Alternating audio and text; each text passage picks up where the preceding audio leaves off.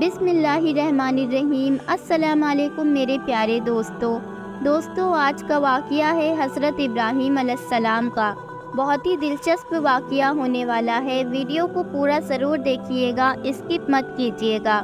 دوستو، اگر آپ میرے چینل پہ نئے ہیں تو چینل کو سبسکرائب کر کے بیل کا بٹن ضرور دبائیں، جس سے میری آنے والی ہر نئی ویڈیو پہلے آپ تک کے پہنچے۔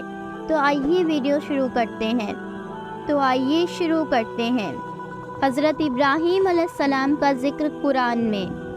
قرآن پاک کے رشد و ہدایت کا پیغام کی ابراہیمی ملت کا پیغام ہے، اس لیے قرآن پاک میں جگہ جگہ حضرت ابراہیم علیہ السلام کا ذکر کیا گیا ہے، جو مکی مدنی دونوں قسم کی صورتوں میں موجود ہے، یعنی 35 صورتوں کی 63 آیتوں میں حضرت ابراہیم علیہ السلام کا ذکر ملتا ہے۔ حضرت ابراہیم علیہ السلام کے والد کا نام اجر ہے۔ حضرت ابراہیم علیہ السلام کی عظمت۔ تورات یہ بتاتی ہے کہ حضرت ابراہیم عراق کے قصبہ ار کے باشندے تھے اور پہلے فدان میں سے تھے، اور ان کی قوم بت پرست تھی، جبکہ انجیل میں صاف لکھا ہے کہ ان کے والد نجاری کا پیشہ کرتے تھے اور اپنی قوم کے الگ الگ قبیلوں کے لیے لکڑی کے بت بناتے اور بیچا کرتے تھے، مگر حضرت ابراہیم علیہ السلام کو شروع سے ہی حق کی بصیرت اور رشد و ہدایت عطا فرمائی۔ وہ صبح و شام آنکھ سے دیکھتے تھے کہ ان کے بے زبان مورتیوں کو میرا باپ اپنے ہاتھوں سے بناتا اور گڑھتا رہتا ہے، اور جس طرح اس کا دل چاہتا ہے ناک کان آنکھ گڑھ لیتا ہے اور پھر خریدنے والوں کے ہاتھ بیچ دیتا ہے، تو کیا یہ خدا ہو سکتے ہیں، یا خدا جیسے یا خدا کے برابر ہو سکتے ہیں؟ جب حضرت ابراہیم علیہ السلام نے یہ دیکھا کہ قوم بت پرستی، ستارہ پرستی اور مظاہر پرستی میں ایسی لگی ہوئی ہے کہ خدا کے ہونے کا متعلق بھی ان کے دلوں میں نہ رہا ہے، تصور بھی ان کے دلوں میں نہ رہا ہے، تو حضرت ابراہیم علیہ السلام نے ہمت جٹائی اور ذات واحد کے بھروسے پر ان کے سامنے دین حق کا پیغام رکھ دیا۔ اے قوم، یہ کیا ہے جو میں دیکھ رہا ہوں کہ تم اپنے ہاتھ سے بنائے ہوئے بتوں کی پرستش میں لگے ہوئے ہو؟ کیا تم اس قدر غفلت کے خواب میں ہو کہ جس بے زبان لکڑی کو اپنے ہتھیاروں سے گڑھ کر مورتیاں تیار کرتے ہو، اگر وہ مرضی کے مطابق نہ بنے تو ان کو توڑ کر دوسرے بنا لیتے ہو، بنا لینے کے بعد پھر بھی انہی کو پوجا اور نقصان نفع کا مالک سمجھنے لگتے ہو؟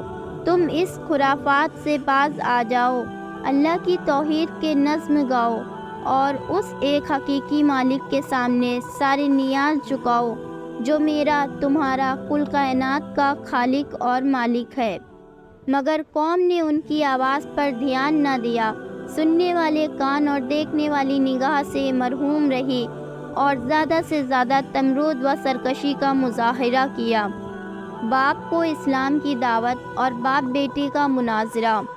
حضرت ابراہیم علیہ السلام دیکھ رہے تھے کہ شرک کا سب سے بڑا مرکز خود ان کے اپنے گھر میں قائم ہے، اور اجر اور بت پرستی کی بت سازی پوری قوم کے لیے ایک دوری بنی ہوئی ہے، تو حضرت ابراہیم علیہ السلام نے سب سے پہلے اپنے گھر سے ہی شروعات کی۔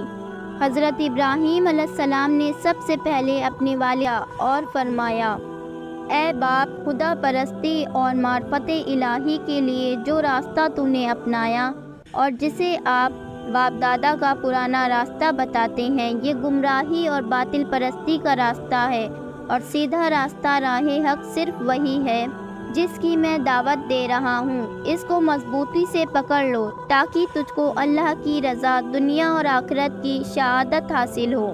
مگر افسوس، اجر پر حضرت ابراہیم علیہ السلام کی نصیحتوں کا بالکل اثر نہیں ہوا، بلکہ اس نے بیٹے کو دھمکانا شروع کر دیا، اگر تو نے بتوں کی برائی کی تو میں تجھے پتھر مار مار کے ہلاک کر دوں گا۔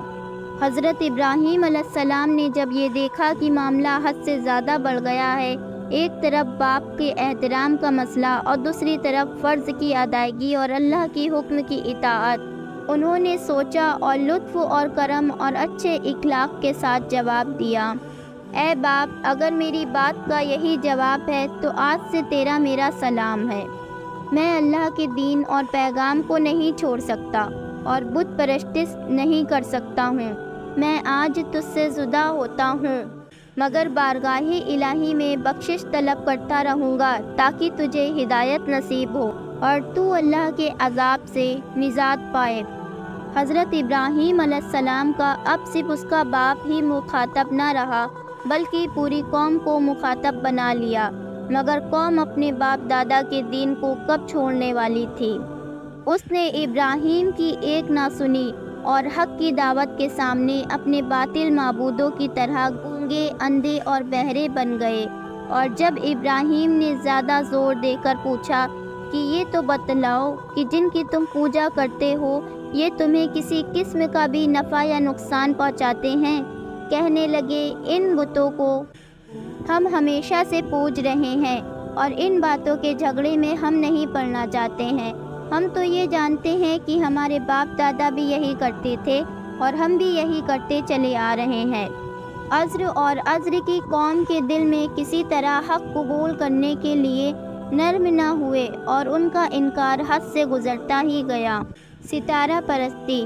حضرت ابراہیم علیہ السلام کی قوم بت پرستی کے ساتھ ساتھ ستارہ پرستی بھی کرتی تھی، اور یہ عقیدہ تھا کہ انسانوں کی موت اور حیات اور ان کی روزی، نفع نقصان، کامیابی، تمام کارخانے و نظم و نسق تارے کی حرکتوں پر چل رہے ہیں، اس لیے ان کی خوشنودی ضروری ہے اور یہ ان کی پوجا کے بنا ممکن نہیں ہے۔ قوم کی نصیحت کے لیے بتوں سے بغاوت۔ اگر تمہارے دیوتاؤں میں کچھ قدرت ہے جیسا کہ تم دعویٰ کرتے ہو تو وہ میری چال کو باطل اور مجھ کو مجبور کر دیں کہ میں ایسا نہ کر سکوں۔ اتفاق کی بات ہے کہ قریب کے ہی زمانے میں قوم کا ایک مذہبی میلہ پیش آیا۔ جب ساری قوم بادشاہ کہین اور مذہبی پیشوا میلے میں مصروف اور شراب اور کباب میں مشغول تھے تو حضرت ابراہیم نے سوچا کہ وقت آ گیا ہے اپنے علم کے نظام کو پورا کروں۔ حضرت ابراہیم سب سے بڑے دیوتا کے ہیکل پہنچے۔ دیکھا تو وہاں دیوتاؤں کے سامنے قسم قسم کے حلوے اور پھلے اور میوے، مٹھائیاں چڑھاوے میں رکھے گئے ہیں۔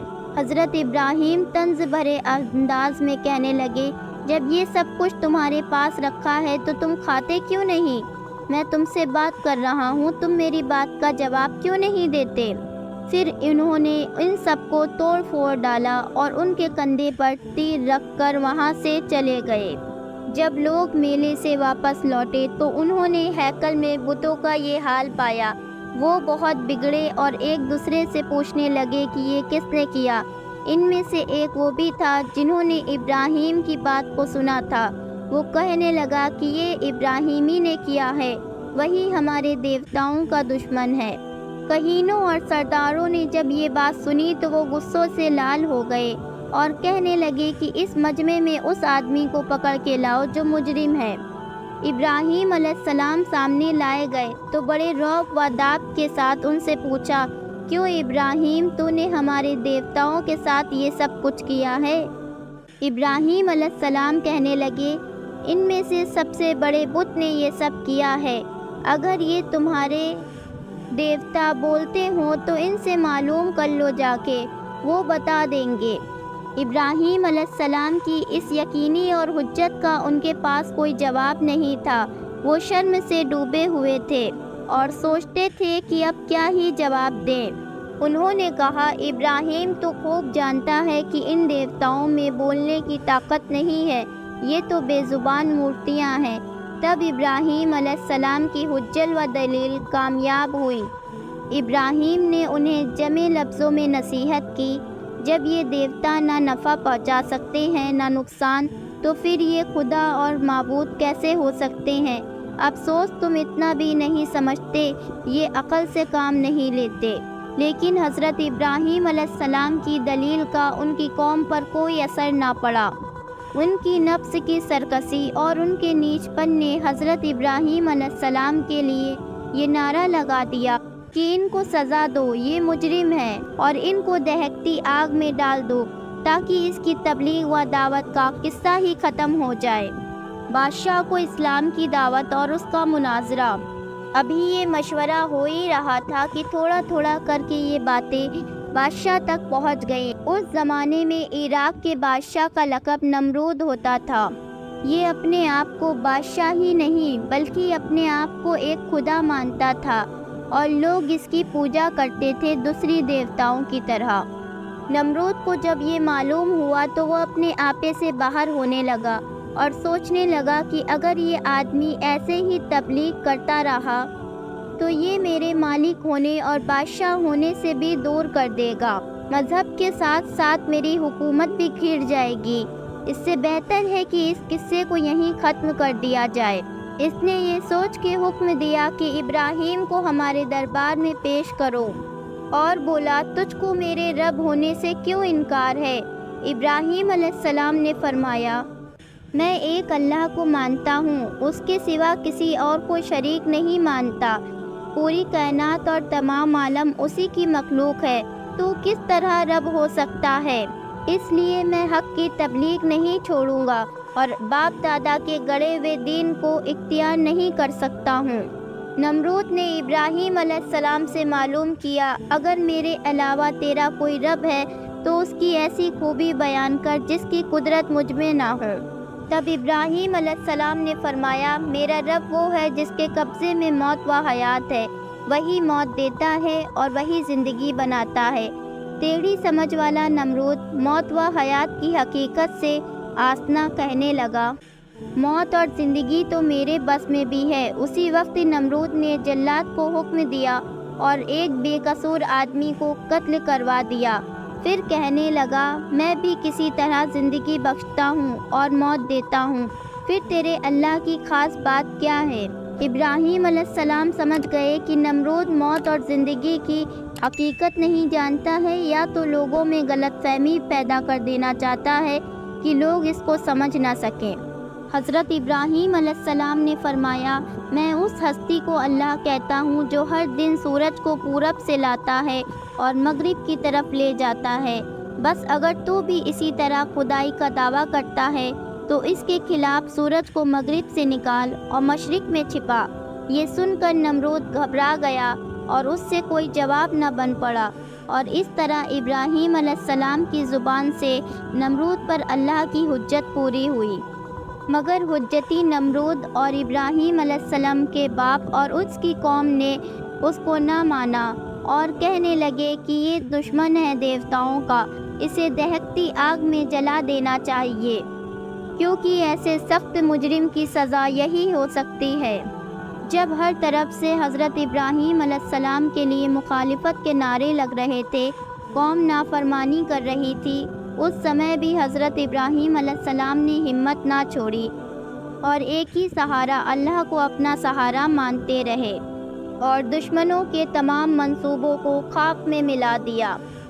ہوا یہ کہ نمرود اور اس کی قوم نے ایک جگہ پہ کئی دنوں تک کے دہکتے ہوئے شعلے دہکائے، ایک جگہ پہ کئی دن تک کے آگ دہکائی، یہاں تک کہ اس کے شعلوں سے آس پاس کی چیزیں تک کے جھلسی جا رہی تھی۔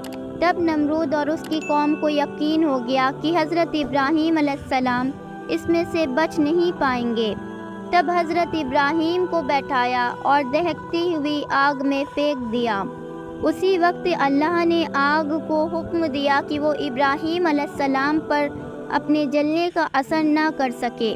اسی وقت حضرت ابراہیم علیہ السلام دہکتی ہوئی آگ سے سالم اور محفوظ دشمنوں کے نرغے سے نکل گئے۔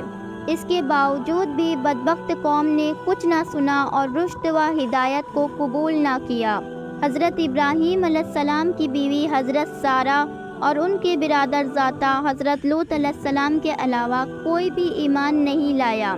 اب حضرت ابراہیم علیہ السلام نے ارادہ کیا کہ وہ کسی دوسری جگہ پر جا کر پیغام الہی سنائیں اور حق کی دعوت پہنچائیں، اور یہ سوچ کر فدان آرام سے ہجرت کا ارادہ کر لیا۔ اور ابراہیم علیہ السلام نے کہا میں جانے والا ہوں اور اپنے پروردگار کی طرف، قریب ہی وہ میری رہنمائی کرے گا۔ دوستو، امید کرتی ہوں کہ آپ کو یہ ویڈیو پسند آئی ہوگی۔ ویڈیو کو لائک کر کے ایک کمنٹ ضرور کریں۔ چینل پہ نئے ہیں تو سبسکرائب کر کے بیل کا بٹن دبا دیں، جس سے میری